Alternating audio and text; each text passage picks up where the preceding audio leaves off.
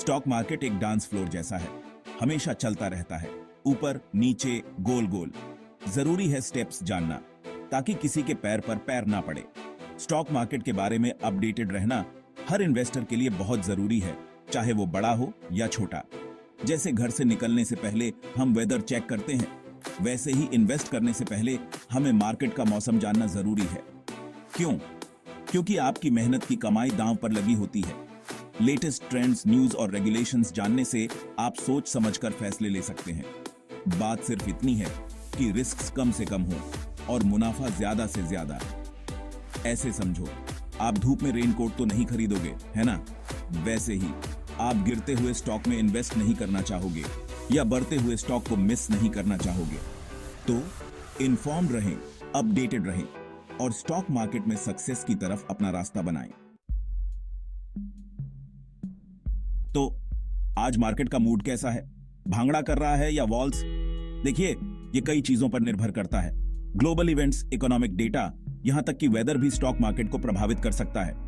News channels, financial websites और आपका broker भी आपको करंट मार्केट सेंटिमेंट का अंदाजा दे सकते हैं। क्या ये बुलिश है, मतलब ऑप्टिमिस्टिक और बी आचर रहा है, या बीरिश मतलब पेसिमिस्टिक और गिर रहा है? यह जानने से आपको यह तय करने में मदद मिलती है कि खरीदना है, बेचना है या बस इंतजार करना है। याद रखें, हर दिन स्टॉक मार्केट के मंच पर एक नया प्रदर्शन होता है। जानकार रहें और अपने कदमों को उसी के अनुसार ढालें। अब इस डांस में सरकार की भूमिका के बारे में बात करते हैं। जब आप स्टॉक्स बेचकर मुनाफा कमाते हैं तो सरकार अपना हिस्सा चाहती है। इसे कैपिटल गेन्स टैक्स कहा जाता है।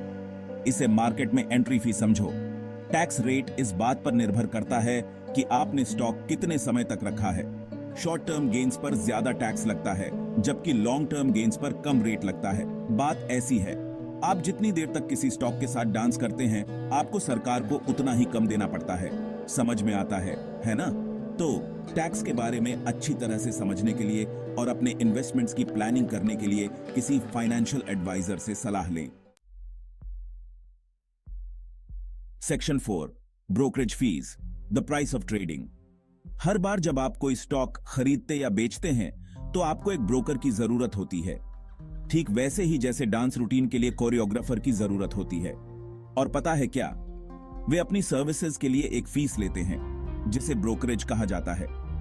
ये फीस ब्रोकर और ट्रेड के टाइप के हिसाब से अलग अलग होते हैं। कुछ ब्रोकर्स हर ट्रांजैक्शन पर एक फिक्स्ड फी लेते हैं, जबकि कुछ ट्रेड वैल्यू का एक परसेंटेज चार्ज करते हैं।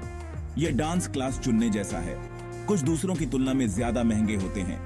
तो स्टॉक मार्केट में अपना डांस पार्टनर चुनने से पहले अलग अलग ब्रोकर्स, उनकी फीस और उनके द्वारा दी जाने वाली सर्विसेज की तुलना करें। Section 5, options trading, high risk high reward. अब बात करते हैं डांस के एक और एडवांस्ड मूव के बारे में, ऑप्शंस ट्रेडिंग। यह बिगिनर्स के लिए नहीं है। यह बिना अभ्यास के एक कॉम्प्लिकेटेड लिफ्ट करने की कोशिश करने जैसा है, रिस्की बिजनेस। ऑप्शंस आपको एक निश्चित समय के भीतर एक निश्चित कीमत पर स्टॉक खरीदने या बेचने का अधिकार देते हैं, लेकिन दायित्व नहीं। कंफ्यूजिंग लग रहा है ही। ऑप्शंस ट्रेडिंग बहुत ज्यादा प्रॉफिटेबल हो सकता है, लेकिन इसमें बहुत ज्यादा रिस्क भी होता है। यह स्टॉक मार्केट पर जुआ खेलने जैसा है। आप बहुत कुछ जीत सकते हैं या सब कुछ हार सकते हैं। तो खुद को अच्छी तरह से शिक्षित करें, रिस्क्स को समझें और इस हाई स्टेक्स डांस मूव को करने से पहले किसी फाइनेंशियल एडवाइजर से सलाह लें। Section 6, stay informed, invest wisely. तो लीजिए, ये रही स्टॉक मार्केट की दुनिया की एक झलक। याद रखें, नॉलेज ही पावर है, खासकर जब आपकी मेहनत की कमाई को निवेश करने की बात आती है। मार्केट ट्रेंड्स के बारे में अपडेटेड रहें, रिस्क्स और रिवॉर्ड्स को समझें और कोई भी कदम उठाने से पहले एक्सपर्ट से सलाह लें। सवाल पूछने से न हिचकिचाएं, अपनी गलतियों से सीखें और फाइनेंशियल सक्सेस की तरफ अपना रास्ता बनाते रहें। याद रखें, स्टॉक मार्केट एक मैराथन है, स्प्रिंट नहीं। धीरे और स्थिर ही रेस जीतता है।